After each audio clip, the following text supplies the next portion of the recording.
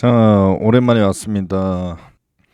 오늘은 기출 문제를, 기출 문제가 아니고 지적장애에 대해서 한번 이야기하려고 합니다. 먼저 큰 대략적인 틀부터 이야기를 할게요. 지적장애를 공부를 할 때 우리 초등은 그냥 흐름만 알고 있으면 됩니다. 뭔가 더 알아야 되겠다, 더 멋있게 해야 되겠다가 아니고 그냥 흐름대로 하면 됩니다. 그 지적장애는 크게 어려움이 없다기보다는 어려움이 있습니다. 어려움이 없다고 해야 되나? 지적장애는 흐름만 알고 있습니다. 흐름. 아니, 지적장애뿐만 아니라 모든 장애들이 전부 다 흐름을 알고 있어요. 흐름. 지적장애에 대한 그 관점부터 시작을 해가지고 지도까지 이렇게 지도를 해야 되는데, 그 관점, 발달론, 차이론으로 해가지고 우리는 차이론으로 본단 말이에요. 교육과정을 구성을 할 때. 색깔이 잘 안 보이네. 흰색으로 해야 되나? 차이론을 본단 말이에요. 차이론. 그래가지고 거기에 따른 이제 특성을 파악을 하고, 학생에 대한 특성, 그 다음에 뭐해? 교육과정 구성 원리를 알아야 되죠. 구성 원리하고, 그다음에 그 기본 전제. 이것을 통해로 이 아이들은 질적인 차이가 있기 때문에 생활 연령에 맞춘 기능적 생활 중심 교육 과정을 해야 되겠구나. 기능적 생활 중심 교육 과정을 해야 되겠구나라고 해야죠. 그 기능적 생활 중심 교육 과정의 이제 내용을 구성을 해야 될 거 아니에요. 그러면 그것을 선정하기 위해서 뭐를 해요? 뭐를 사용하냐? 생태학적 목록법을 사용한다. 그 다음에 지역사회 중심교수. 이런 흐름으로 가는 거예요. 지적장애 공부를 할 때. 물론 그 앞에 이제 AAIDD에 관련돼서 이제 지원, 적응행동 이런 것들을 이제 전부 이제 보긴 해야 되는데, 지적장애는 이 흐름대로 간다고. 이 흐름대로 뭐 플러스에서 자기결정. 그래가지고 이 흐름만 한 번만 파악을 하면 지적장애도 큰 어려움이 없다. 거기에 대해서 오늘 좀 설명을 하려고 합니다. 그러면 첫 번째, 지적장애 아동의 인지발달을 봐야 되는데, 발달론하고 이제 차이론이 있어요. 차이론. 발달론하고 차이론. 발달론은 정상 발달을 한다는 거예요. 정상 발달. 그런데 느리다. 결국에는 정상 발달을 하지만 느리대요. 그러면 수정만 해주면 돼요. 수정하고 뭐 추가적인 자료를 주거나 하면 그 일반적인 교육 과정을 따르면서 이 학생이 접근을 할 수 있도록. 그러면 우리 지적장애하고는 이제 좀 거리가 먼 것은 아니지만, 이것보다 더 중요한, 우리 특수교사로서 더 중요한 거는 이제 차이론을 봐야 된다는 거예요. 차이론은 질적인 차이를 보는 거예요. 질적인 차이. 어떻게 가르치냐? 생활 연령에 초점을 맞춰가지고 가르친다는 겁니다. 생활 연령. 그래서 이제 이 생활 연령에 대한 초점을 맞춰서 생태학적 접근하는 거죠. 생태학적 접근. 발달론적 접근을 보고 하는 거예요. 그래서 우리는 보기 위해 이 차이론에 대해서 포커스를 두고 이제 오늘은 보도록 할 겁니다. 차이론. 그러면 아이들의 특성을 먼저 알아야 되겠죠. 아이들의 특성. 먼저 학습 특성입니다. 이건 중요합니다.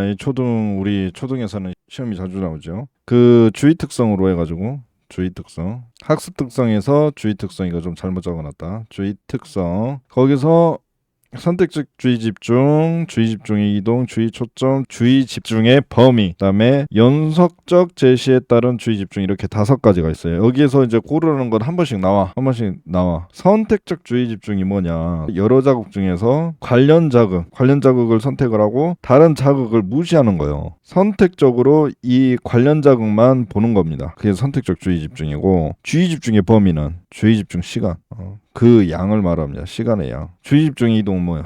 주의 집중 이동은 여기 하나의 주의 집중을 해야 되는 것에서 다른 자극에 이렇게 옮겨가면서도 주의 집중을 계속 이어간다는 거예요. 그게 주의 집중 이동입니다. 그 다음에 주의 초점은 산만하게 하는 주변 자극을 무시하는 거예요. 무시. 연속적 제시에 따른 주의 집중은 주의 집중을 해야 되는 이 총 시간에서 처음 부분에만 주의 집중을 하고 끝에서는 흐려지잖아. 우리가 유정의 미를 거두라고 하잖아요. 유정의 미를 거두지 못하고 처음에만 용두사미로 끝나버리는 거. 그것을 연속적 제시에 따른 주의 집중. 네, 이러한 부분들이 전부 어렵다는 거예요. 그러한 주의 집중에 어려움이 있기 때문에 그 주의 집중에 대해서 향상시키기 위해 이제 지도하는 방법들이 이렇게 있습니다. 첫 번째 관련 자극 규명하기, 두 번째 주의 집중 전략들이 있는데 여기 내용을 한번 읽어보시면 됩니다. 읽어보시고 예를 쓰라고 하면 여기를 쓰면 되는 거겠죠. 여기 총 3개씩 6가지 있는 거 한번 꼭 읽어보시기 바랍니다. 다음은 기억 특성입니다. 기억 특성. 장기 기억에 대한 일반 학생들과 장기 기억에 대한 차이는 있다 없다 없다. 대신 어디에 어려움이 있냐? 단기 기억에 대한 어려움이 있고 초인지에 대한 어려움이 있다라는 거. 기억. 그러면 거기에 대한 교수 방법들은 이렇게 있습니다. 시연, 조직화, 약화, 정교화. 시연은 여러 번을 모아두거나 말로 되풀이하는 거. 그다음에 조직화는 의미 있는 단위로 묶어서 기억하는 방법. 약화는 체제 내에서 표상하는 과정, 시각적인 이미지로 이렇게 만들거나.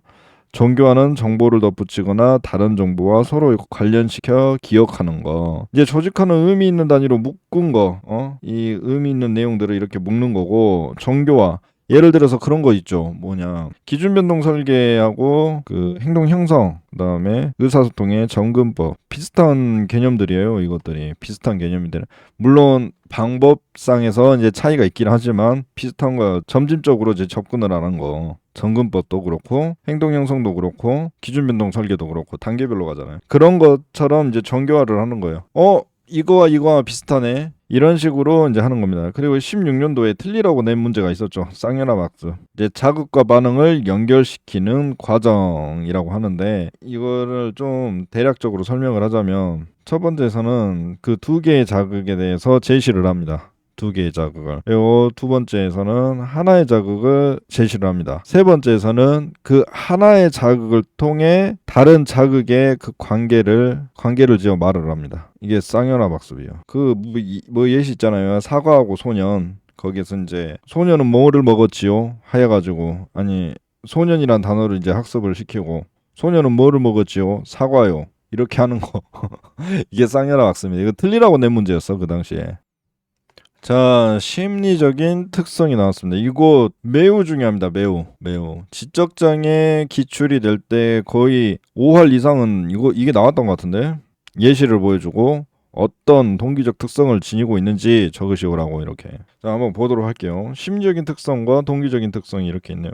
긍정적 반응 경향성은 지원을 제공하는 성인으로부터의 강화에 대해 지속적으로 반응한다. 이것을 이제 계속적으로 이제 이렇게 지속하게 되면 독립성의 결여가 된다. 이 강화에 대해 지속적으로 반응을 하는 거. 부정적 반응 경향성. 성인들과의 상호작용에 지나치게 신중하고 꺼려하는 경향이 있다.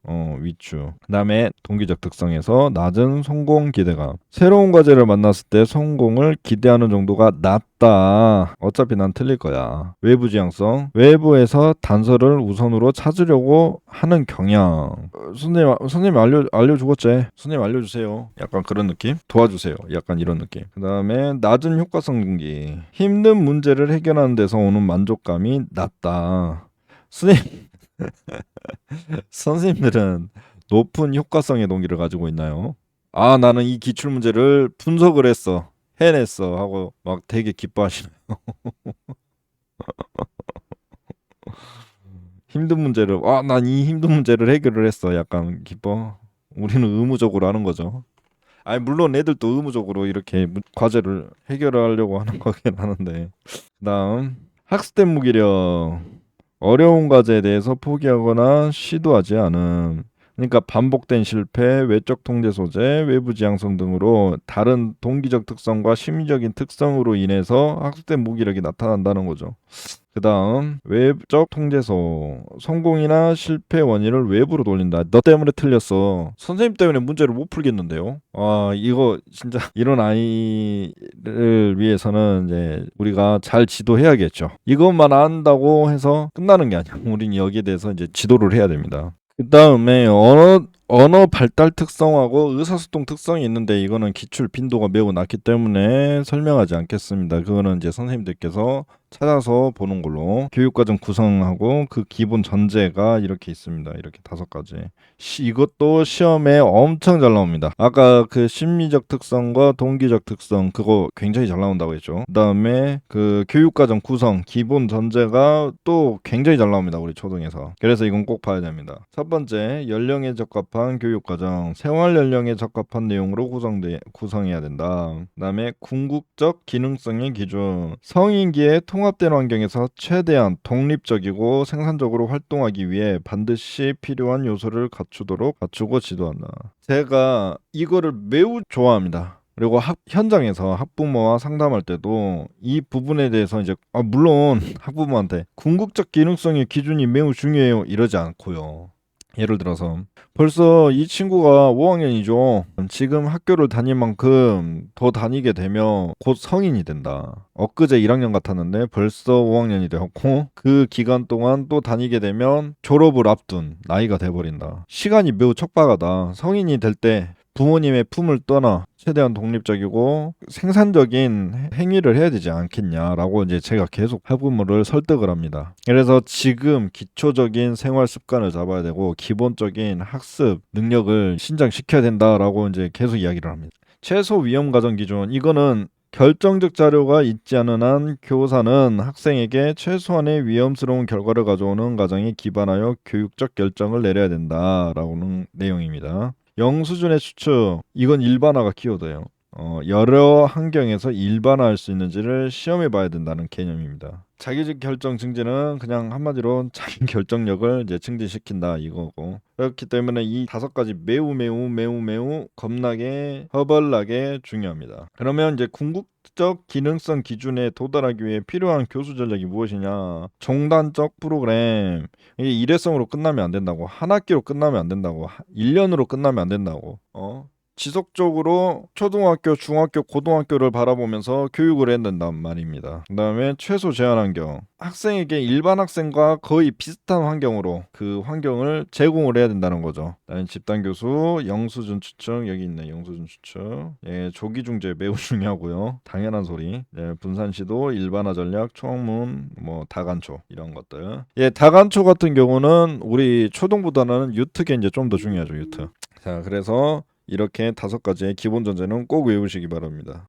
그러면 이제 교육과정 구성 기본 전제에 따라서 기능적 생활 중심 교육과정을 만들어서 이제 교육을 해야 돼요. 그러면 기능적 기술이 뭔지를 알아야겠죠. 차이론을 생각을 해가지고 생활 연령에 맞는 이제 교육을 해야 된다는 건데 이제 기능적 기술이 필요하다는 거예요. 현재와 미래의 상황이에요. 이거 상황이 아니고 상황에 필수적으로 요구되는 기술이 이제 기능적 기술입니다. 이것을 교육하기 위한 기능적 생활 중심 교육과정을 만드는 거예요. 그 의미가 현재 또는 미래의 삶에서 필수적인 기술을 포함하는 교육과정을 의미하는 것을 말합니다. 교육과정을 만들기 위해서는 생태학적 목록법을 통해서 선정을 한다는 거예요. 어떤 것을 가르칠 것인지 아동에게 구체적으로 어떤 기능적 기술을 가르칠 것인가를 선정하는 게 이제 생태학적 목록입니다.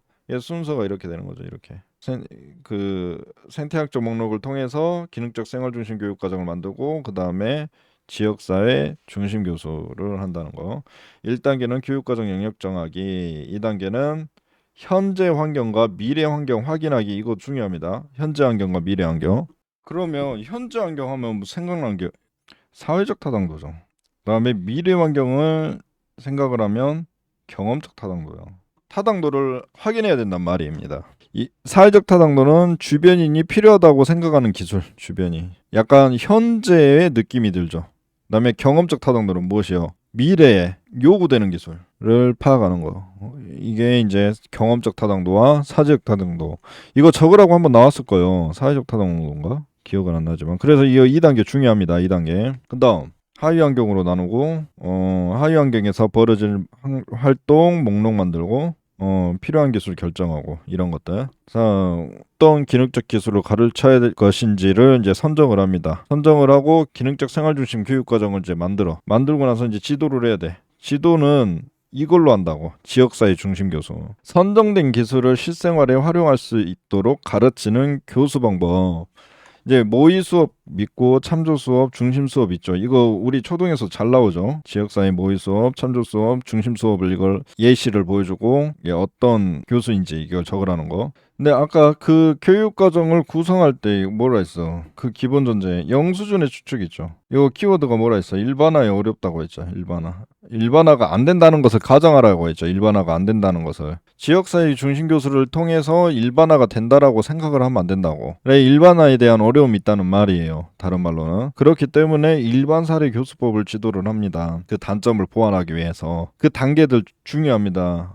특히 교수 사례와 검사 사례를 만든다는 거. 그다음에 교수 사례에 대해서 교수를 하고 검사 사례에 대해서 검사를 하는 거. 이렇게 이제 잘 봐야 됩니다. 네, 제가 초등에서 자주 나오는 부분들을 다 체크해 드렸어요. 아까 동기적 특성, 그다음에 생태학적 목록법에서 여기 2단계 사회적 타당도 하고 경험적 타당도, 그다음에 지역사회 중심 교수, 지역사회 모의 수업, 참조 수업, 중심 교수, 그다음에 이거는 일반화가 쉽다 어렵다. 이건 영수준 추측하고 연관이 되어 있다고 했어요. 일반화의 어려움이 있기 때문에 일반 사례 교수법으로 지도를 한다라는 거. 일반화를 위해서. 그리고 여기 기능적 기술도 적으라고 나올 수도 있고. 다시 한번 이제 이야기를 하자면 보는 관점에 있어서 이제 발달론과 차이론을 본다고 했죠. 발달론은 그 발달 단계가 느리지만 정상적인 발달 단계를 가지고 있다. 근데 차이론, 질적인 차이가 있다. 기능적 기술을 지도를 해야 된다. 기능적 기술을 지도하기 위해서는 기능적 생활중심 교육과정을 만들어야 되고, 기능적 생활중심 교육과정을 만들기 위해서는 교육과정의 구성, 전제에 따라서 생태학적 목록법을 활용을 한다는 거죠. 생태학적 목록법을 통해서 이제 어떤 것을 가르칠 것인지 선정을 한단 말이에요. 선정을 해서 이제 기능적 생활중심 교육과정이 만들어지면 지역사회 중심 교수로 선정된 기술을 실생활에서 활용할 수 있도록 가르치는 겁니다. 하지만 지역사회 중심 교수는 뭐가 단점이다? 일반화에 대한 어려움이 있다. 일반화에 대한 어려움이 있기 때문에 그것을 보완하기 위해 일반 사례 교수법을 지도를 한다. 일반 사례 교수법. 이러한 흐름대로 쭉 한번 하면 지적장이 그냥 끝나버려. 끝나버려. 앞에 AAIDD, 그 다음에 뒤에 자기결정, 그 다음에 사회성 기술. 이거는 이제 또 따로 영역을 나눠가지고 공부하면 되겠죠. 자, 그러면 여기까지 하도록 하겠습니다.